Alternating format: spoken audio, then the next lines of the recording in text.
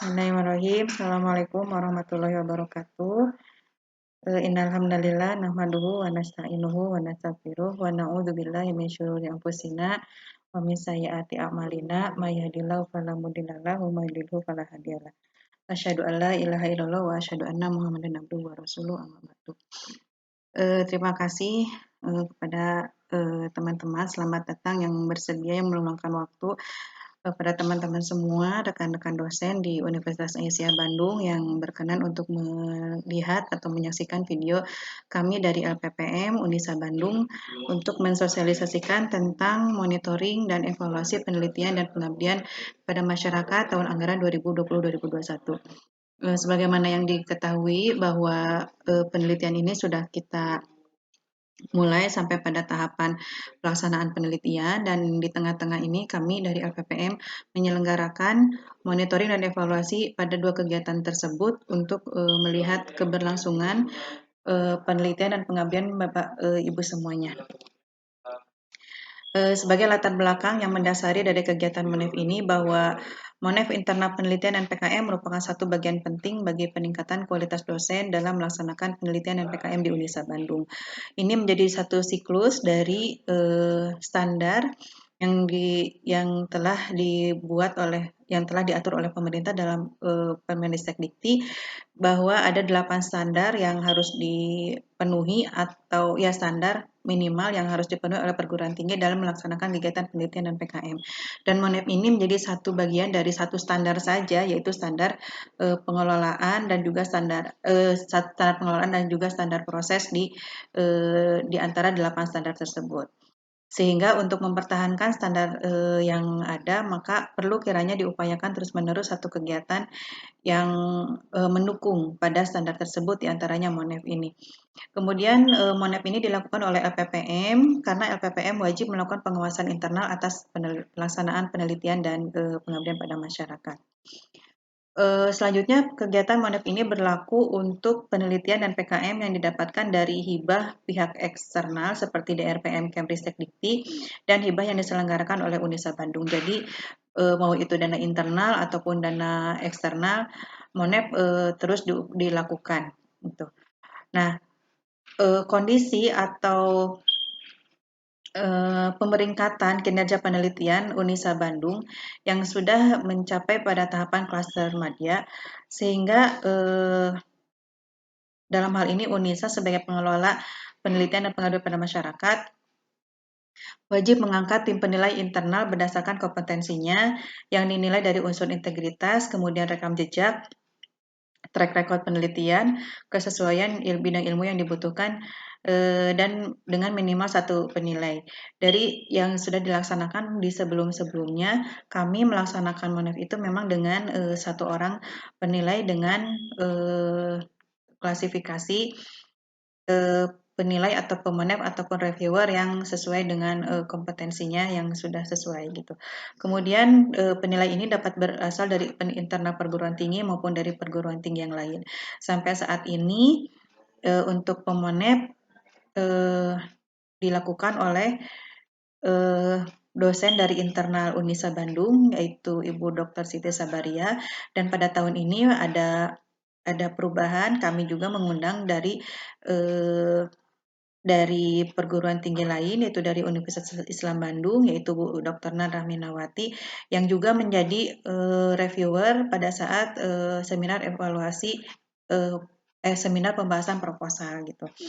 Tapi di samping itu juga Bu Nan menjadi bagian dari kampus Unisa Bandung gitu. Harapannya kalau jadi disesuaikan nanti peneliti yang sebelumnya direview oleh beliau-beliau itu, jadi sejalan dengan penelitian dengan perjalanan atau cerita proposalnya gitu. Harapannya nanti peneliti akan merasa nyaman dengan pemonepnya masing-masing bisa menjelaskan atau mengutarakan permasalahan ataupun keberlanjutan penelitiannya seperti apa. Kemudian tujuan dari Monep ini adalah menghasilkan penelitian dan pengabdian sesuai dengan Permendikbud nomor 44 tahun 2015 tentang SNPT, kemudian meningkatkan kapasitas peneliti, meningkatkan kualitas penelitian para dosen sesuai dengan standar nasional, dan untuk meningkatkan capaian luaran penelitian terutama publikasi ilmiah berdasarkan hasil penelitian. Untuk pelaksanaannya seperti yang disampaikan dalam pedoman Monep itu bahwa Monep dilaksanakan 3-4 bulan setelah penandatanganan kontrak.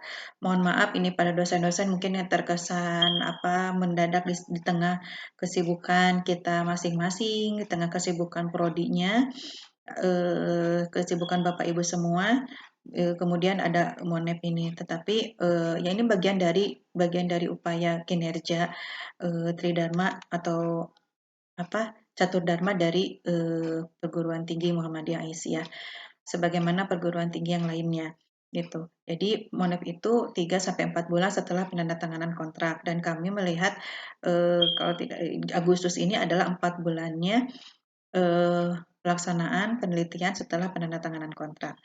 Monep penelitian ini dilaksanakan satu hari dengan oleh dua pemonep dan dibagi menjadi dua. Dibagi menjadi ya 2 room, nanti kita menggunakan Zoom Meet, menggunakan media Zoom. Pelaksananya 1 hari, yaitu untuk penelitian dilaksanakan tanggal 30 Agustus dan untuk PKM dilaksanakan pada tanggal 31 Agustus.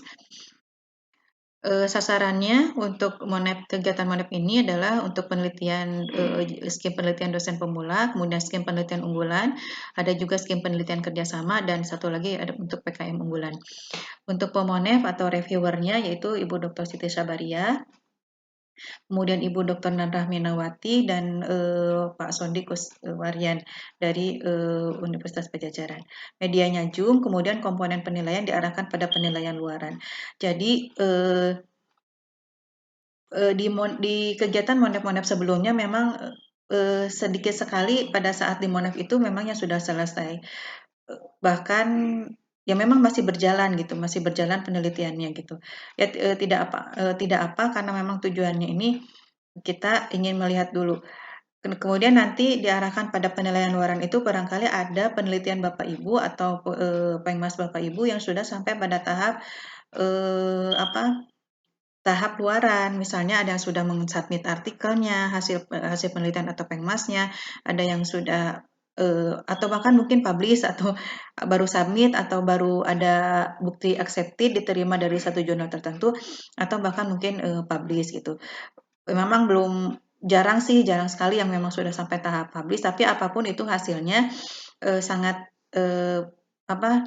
apapun itu hasilnya bisa disampaikan di sini. Kenapa diarahkan pada penilaian luaran? Karena penilaian luaran ini ataupun hasil kegiatan penelitian dan pengabdian pada masyarakat Bapak Ibu itu semua itu pada akhirnya adalah harus adanya hasil atau keluaran atau output yang pada tingkat dasar sekali itu adalah publikasi gitu. Jadi kenapa publikasi itu penting supaya ilmu yang didapat, informasi yang didapat oleh Bapak Ibu dosen dari hasil penelitian ataupun teknologi yang dihasilkan dari pengabdian pada masyarakat itu paling tidak tahap awal itu adalah bisa dipublikasi ke masyarakat gitu. Nanti untuk tahap kedepannya kan misalnya ada teknologi tepat guna, misalkan di pengabdian pada masyarakat ada penerapan model ke masyarakat dan sebagainya. Tapi paling tidak pada tahap ini Bapak Ibu sebagai luaran wajibnya adalah harus mensubmit atau memasukkan hasil penelitian atau hasil pengabdian pada masyarakat itu dalam bentuk artikel jurnal gitu. Itu. Nah, ini mungkin sistematika dari penulisan laporan kemajuan. Yang pertama adalah penelitian. Template-nya sudah dikirimkan oleh Pak Aep dari LPPM. Ada halaman pengesahan, mohon diperhatikan di halaman pengesahan itu ada poin apa saja yang diminta dituliskan di situ, misalnya biaya, kemudian hasil akreditasi sebelum-sebelumnya juga harus mencantumkan nama mahasiswa, di situ dicantumkan berikut NIM-nya gitu ya. Jadi mohon diperhatikan setiap pertanyaan yang ada di halaman pengesahan, termasuk tanda tangan. Kami mengharapkan bahwa di tanda tangan itu kalau yang hasil akhir ke kami ke LPPM itu memang sudah ditandatangan semua oleh pihak-pihak yang ada tercantum di situ, oleh penelitinya, kemudian oleh dekan dan juga oleh oleh ketua LPPM. Harapannya sudah sudah ditandatangan. Jadi kami ya mungkin sebelum-sebelumnya ada beberapa yang menyerahkan kepada kami belum ada tanda tangannya. Kemudian kata ringkasan yang merupakan keseluruhan, mengcapture keseluruhan isi dari laporan. Kemudian kata pengantar, daftar isi dan juga daftar tabel. Subpokok atau inti dari laporan kemajuan itu ada pendahuluan, tinjauan pustaka, kemudian tujuan non manfaat penelitian. Yang ini semuanya bisa diambil dari proposal Bapak Ibu semua yang memang sudah proposalnya tentu saja yang sudah direvisi. Kemudian metode penelitian, nah apakah di sini mungkin ada perubahan metode dari sebelum yang direncanakan atau bagaimana. Kemudian hasil dan luaran yang dicapai. Nah, dalam hal ini, dalam poin E ini, hasil dan luaran yang dicapai itu bukan berarti tadi misalnya memang belum selesai penelitiannya, misalnya baru tahap uji validitas, baru tahap misalnya ke komite etik, ya itu memang hasilnya itu. Jadi disampaikan saja secara tertulis bahwa hasil yang dicapai pada penelitian ini adalah peneliti baru misalnya baru mengajukan proses penelitian proses perizinan penelitian misalnya ke tempat yang bersangkutan ke lokasi penelitian atau baru misalnya untuk permohonan ethical clearance-nya gitu. Nah, ini bukan berarti sekali lagi mungkin bukan hasil penelitiannya, tapi hasil dari kegiatan penelitian itu sudah sampai tahap mana. Tetapi kalau misalnya Bapak Ibu yang memang Bapak Ibu teman-teman semua ada yang memang sudah ada hasil penelitiannya, dia dituliskan juga di situ gitu hasil penelitian misalnya udah sampai misalkan baru misalnya ada 2 atau 3 variabel, maka baru satu variabel yang selesai pengolahan data, maka sampaikan satu variabelnya. Kemudian sisanya misalnya 2 variabel itu sedang dalam proses pengolahan data. Kemudian baru 2 variabel ya sampaikan 2 variabel atau keseluruhan sudah dalam pengolahan data, maka tampilkan hasil misalnya hasil sementara. Belum ada pembahasan, baru hasil mungkin ya, baru hasil dari pengolahan data tersebut. Tetapi pembahasannya belum ada, maka sampaikan. Sampaikan seadanya yang sudah Bapak Ibu dapatkan gitu. Kemudian luaran yang dicapai. Luaran yang dicapai tentu saja kita mengacu pada luaran yang ditargetkan oleh Bapak Ibu semua, yaitu yang luaran wajib tentu saja luaran wajibnya adalah publikasi artikel yang tentu saja kita menargetkan dari LPPM itu bahwa luaran yang dicapai itu adalah artikelnya itu harus yang terakreditasi Sinta 1 sampai dengan Sinta 6. Ada Bapak Ibu yang kesulitan misalnya ya kita sesuaikan saja. Kita menyesuaikan dengan kapasitas atau kemampuan peneliti bahwa mungkin ini saya mampunya mungkin di Sinta 5 dulu, mungkin kalau untuk Sinta 1 sampai 2 mungkin agak susah, maka Bapak Ibu tidak usah memaksakan, tetapi kami dari LPPM itu menargetkan semuanya harus terakreditasi gitu ya. Ke jurnal yang terakreditasi gitu. Supaya ini juga menjadi penyemangat atau menjadi pembelajaran bagi kita bagaimana menulis artikel itu gitu seperti itu. Ketika luarannya belum Bapak Ibu belum mencapai luaran seperti yang disampaikan atau seperti yang ditargetkan itu juga tidak apa-apa. Karena memang tadi kan kalau misalnya proses penelitian belum selesai tentu saja luaran yang ditargetkan juga bisa saja belum tercapai karena kita menunggu hasilnya gitu. Tapi ada juga misalnya kalau misalnya saya lihat ada juga misalkan ada 3 variabel misalnya. Misalnya satu variabel dulu mau dipublikasikan itu sih ada seperti itu. Tapi bagian dari rangkaian penelitiannya gitu. Jadi saya di sini menekankan pada Bapak dan Ibu semua bahwa hasil dan luaran yang dicapai sampaikan seadanya. Bukan berarti hasil itu harus ada hasil penelitian, tetapi hasil dari kegiatan penelitian Ibu itu sudah sampai tahap mana. Mungkin diulangi lagi sama saya. Kalau misalnya hasilnya memang baru pengajuan izin, kemudian baru pengajuan ethical clearance, atau misalkan bahkan belum masih penyusunan kuesioner, ya silahkan disampaikan seadanya saja. Tetap nanti juga menjadi nanti di pembelajaran mungkin bagi kita semua bahwa ya mau tidak mau harus dikerjakan penelitian itu sebagaimana kegiatan pendidikan dan pengajaran lainnya. Harus dilakukan, kalau tidak dilakukan ya tidak selesai gitu. Dan luaran juga sama, luaran yang di atau misalnya Bapak Ibu baru melihat-lihat mau ke jurnal mana nih yang akan dituju jurnalnya jurnal apa gitu. Kemudian kendala pelaksanaan penelitian, apakah Bapak Ibu misalnya menghadapi kendala, kalau misalnya kendalanya misalkan turun ke lapangan kan saat ini masih dalam masa pandemi. Kalau kondisi ini kan memang sudah bisa diprediksi dari awal pengajuan proposal kita masih dalam kondisi pandemi COVID. Jadi memang sudah didesain penelitian Bapak Ibu semua itu disesuaikan dengan kira-kira metodenya apa atau kendala pelaksanaan kalau turun ke lapangan juga kan itu harus bisa diprediksi bahwa itu memang kemungkinan tidak akan terjadi. Jadi kita masih menggunakan Google secara kuesioner melalui teknologi yang lain gitu, melalui teknologi yang lain. Tetapi misalkan karena ada kelonggaran pada sebagian daerah atau kebijakan daerah di lokasi-lokasi tertentu, ada mungkin yang bisa luring atau bagaimana. Nah, itu silahkan. Kendala pelaksanaan penelitian ada yang sebelumnya Bapak Ibu melaksanakan tadinya luring tapi kemudian terkena PPKM atau gimana menjadi daring, itu disampaikan di kendala pelaksanaan penelitian atau tadi di metodenya juga. Tapi kalaupun misalnya ada hambatan di luring ataupun daring, sebetulnya kan kita mendesain proposal kita itu memang sedang dalam masa pandemi COVID. Jadi ini sebagai kendala, tetapi juga tidak menjadikan kendala pelaksanaan penelitian yang artinya mudah-mudahan bisa diatasi oleh Bapak Ibu semuanya gitu ya. Kemudian mungkin dari segi yang lainnya, dari metode ataupun dari segi yang lainnya, atau misalnya ada saran buat kami ke lembaga, misalnya ada mungkin penggunaan dana karena mungkin ada sebagian peneliti yang berkomunikasi dengan kami bahwa dana penelitian yang diberikan mungkin belum sesuai dengan harapan, artinya besar pasak daripada tiang mungkin gitu ya, seperti itu. Ya sampaikan mudah-mudahan kami bisa untuk kedepannya dari LPPM kemudian dari pihak UNISA juga bisa memfasilitasi keluhan ini. Kemudian rencana tahapan selanjutnya. Nah, pada saat penelitian Bapak ataupun kegiatan PKM penelitian Bapak Ibu semua belum selesai, maka tahapan selanjutnya apa yang akan dilakukan? Misalnya tadi baru sampai ke pengajuan ethical clearance, maka selanjutnya adalah pelaksanaan penelitian. Pelaksanaan penelitian berupa pengumpulan data atau uji validitas. Atau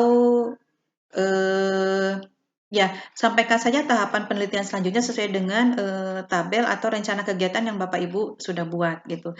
Sehingga di rencana tahapan selanjutnya ini sudah tergambar bahwa penelitian yang tadinya kita baru 60%, di rencana tahapan selanjutnya itu harus disampaikan bagaimana tahapan selanjutnya sehingga bisa mencapai 100% itu apa yang akan dilakukan oleh Bapak Ibu semuanya gitu ya.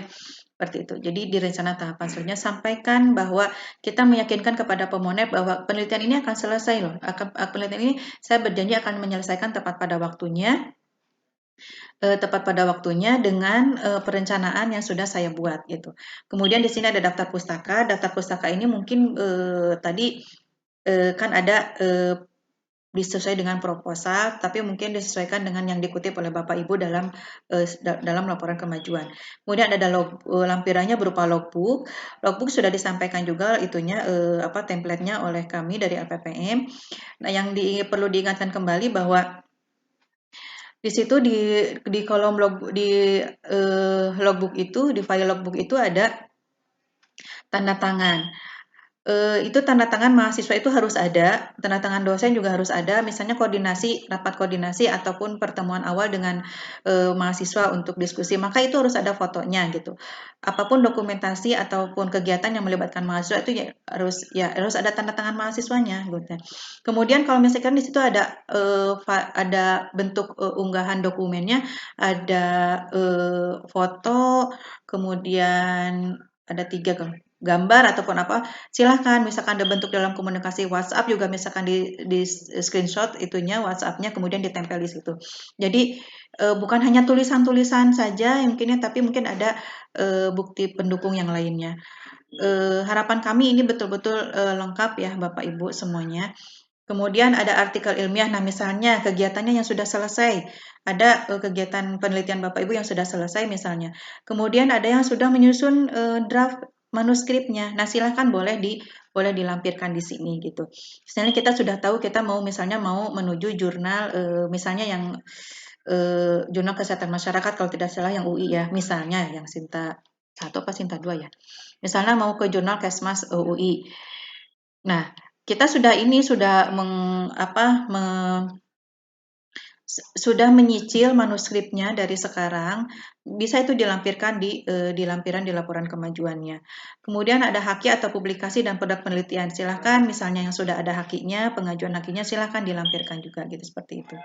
Nah, di laporan kemajuan penelitian ini, kalau misalnya ada yang sudah selesai penelitiannya, maka tetap membuat 2 laporan ya Bapak Ibu semua, yaitu laporan kemajuan dan juga laporan akhir penelitian. Kenapa kami tetap memerlukan laporan kemajuan? Karena di laporan akhir itu mungkin kan nanti ada sesi pengumpulan laporan akhir. Ketika pada saat laporan akhir ini dibawa akan dibaca oleh pemonep. Ada masukan mungkin yang disampaikan oleh pemonep bahwa oh ini pembahasannya mungkin kurang. Saya tidak menginikan tapi melihat pengalaman dari monep-monep sebelumnya, ada peneliti yang sudah membuat laporan penelitiannya, kemudian sudah ya di dalam pembahasan itu mendapat masukan dari pemonep, misalnya kurang referensi atau kurang pembahasan sehingga perlu ditambahkan. Nah, itulah manfaatnya atau itulah tujuannya kenapa laporan itu harus dibuat dua. Laporan kemajuan dibuat dan laporan akhir juga dibuat kalau yang sudah. Terus misalnya kenapa alasannya juga kenapa harus dibuat jadi double? Disampaikan saja di laporan tadi di laporan kemajuan kan ada hasil dan luaran yang dicapai. Nah, hasil dan luaran yang dicapai itu hasilnya sampaikan saja hasil dan pembahasan disampaikan di situ gitu. Kenapa jadi kami sesuaikan dengan ininya bukan berarti ini double laporan tidak, tapi sebagai bentuk monitoring juga apakah laporan yang sudah dilakukan itu sudah sesuai atau belum. Kemudian ini untuk yang laporan PKM, di halaman awal itu juga sama, ada halaman pengesahan, kami tetap menekankan pada Bapak Ibu halaman pengesahan itu sesuai dengan yang diminta, pertanyaannya dijawab sesuai dengan yang diminta. Berikut dengan cover juga ya, cover mohon diperhatikan itunya apa, kan kalau misalnya di situ di template-nya saya kalau tidak salah, kalau sekarang nggak ada ya dulu. Ya, sesuaikan dengan template yang sudah diberikan. Ada identitas dan uraian umum, kemudian ringkasan. Identitas dan uraian umum kalau tidak salah tidak ada ya, mohon maaf ya. Ini mungkin kalau identitas dan uraian umum mungkin dihapus saja. Kemudian bagian inti dari laporan PKM itu ada pendahuluan, target, dan luaran.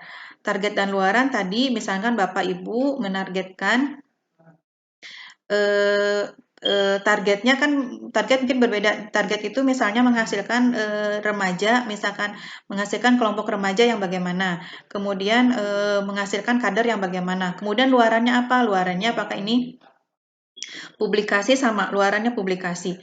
Luarannya itu publikasi di jurnal apa. Jadi kalau misalkan Bapak Ibu kesulitan untuk misalkan mencari jurnal bisa di browsing, bisa di search di Google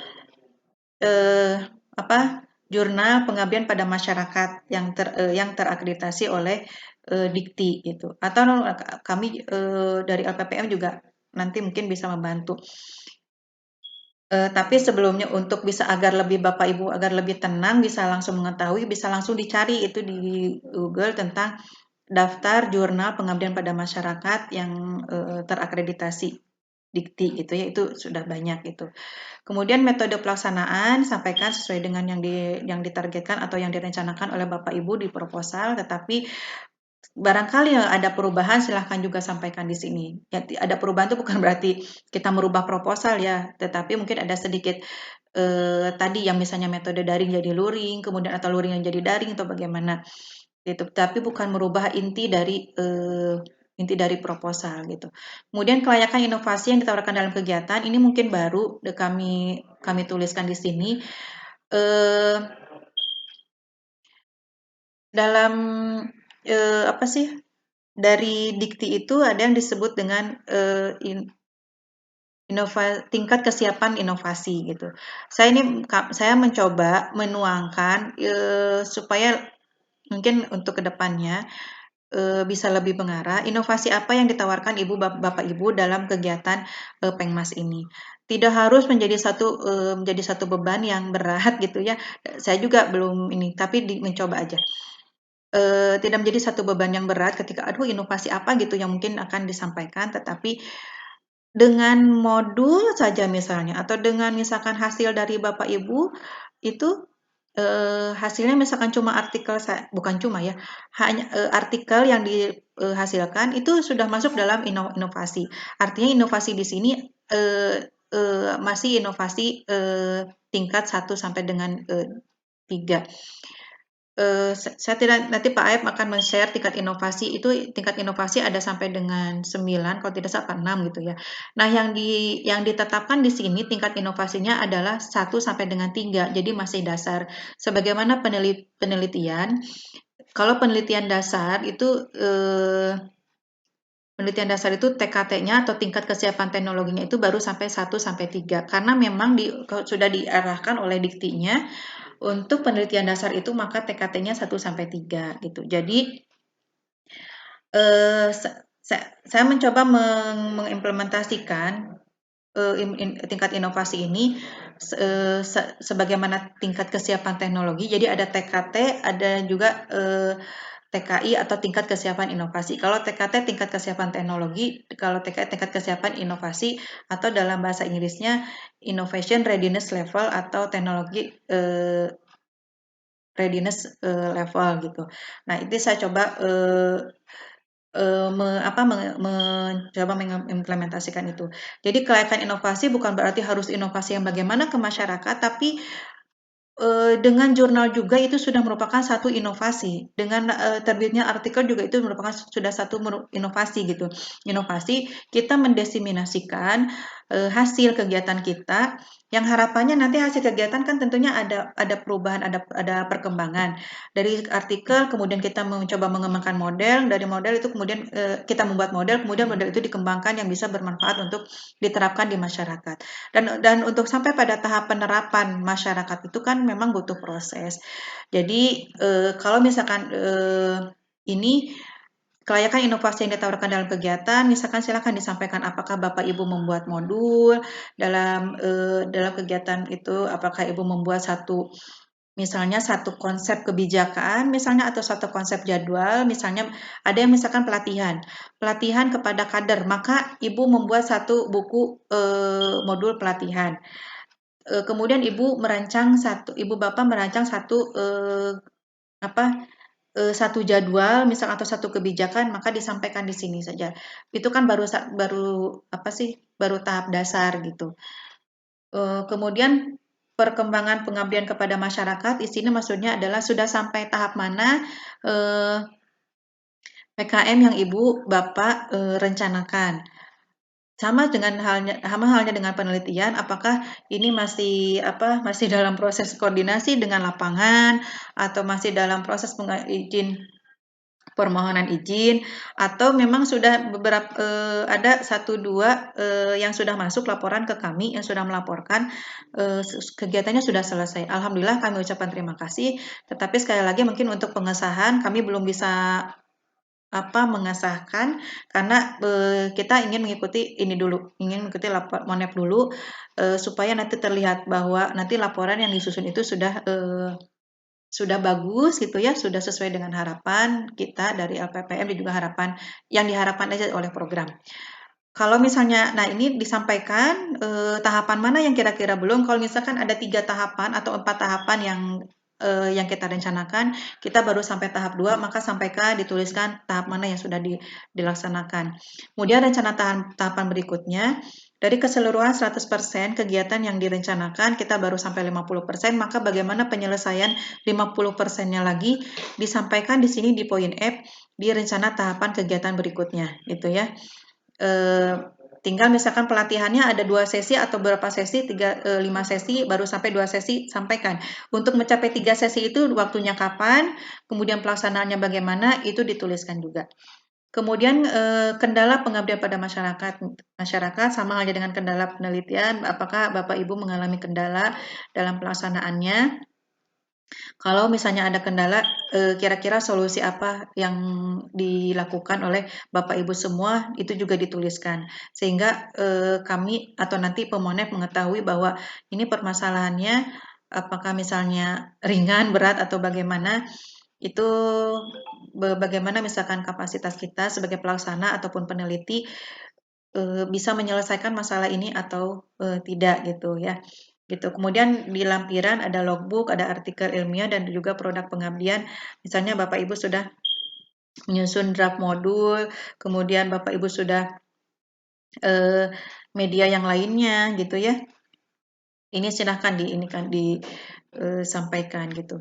Kalau misalnya tidak berniat misalnya untuk publikasi misalnya tapi Ibu mempunyai satu video pengabdian pada masyarakat, itu juga menjadi satu jenis publikasi, misalnya tapi nanti itu video itu tidak hanya untuk dari LPPM, diserahkan pada LPPM, tapi Bapak Ibu harus sama seperti halnya jurnal, maka video ini harus bisa dipublikasi misalnya di mana, secara nasional di mana gitu. Atau misalnya di surat kabar, misalnya Bapak Ibu memasukkan hasil kegiatan PKM ini ke surat kabar yang mana. Misalnya surat kabar apa sih yang nasional, mungkin PR ya. PR itu juga ada satu poin bagi yang dinilai oleh UNISA gitu. Nanti ada satu reward juga dari UNISA kalaupun publikasi di surat kabar gitu. Seperti itu. Untuk sistematika Monef-nya, peneliti dan pelaksana wajib melaporkan laporan kemajuan dan atau draft laporan akhir. Jadi tadi silahkan yang sudah selesai juga menyusun. Jadi dua-duanya dua-duanya dilaporkan.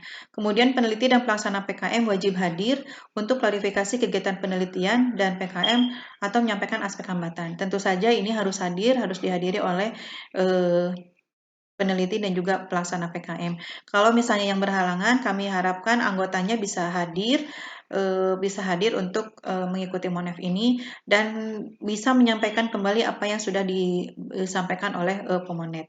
Kemudian dari reviewer nanti akan mencatat hasil penilaian dan komentarnya, dan LPPM memberikan hasil catatan reviewer kepada peneliti dan pelaksana PKM.